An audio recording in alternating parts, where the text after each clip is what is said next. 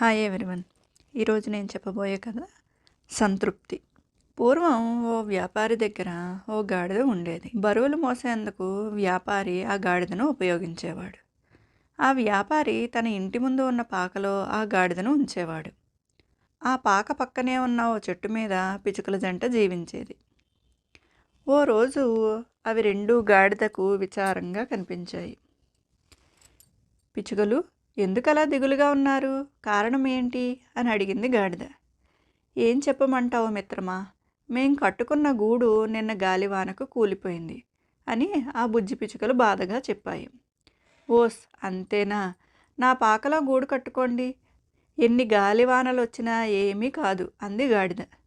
దాంతో పిచుకల జంట సంతోషంగా ఆ పాకలో గూడు కట్టుకున్నాయి. ఎప్పుడు చూసినా బుజ్జి పిచుకలు తుర్రుతుర్రుమని ఎగురుతూ కనిపించేవి. వాటిని చూసిన గాడిద, నాకు రెక్కలుంటే ఎంత బాగుండు అని అనుకుంది. ఇదే విషయాన్ని పిచుకలతో చెప్పింది.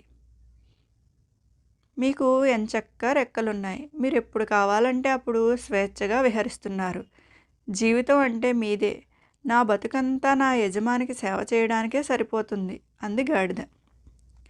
ఆ మాటలు విన్న పిచ్చుకలు, మిత్రమా, మేం రోజు నిన్ను చూసి నీదెంత అదృష్టం అనుకుంటున్నాం.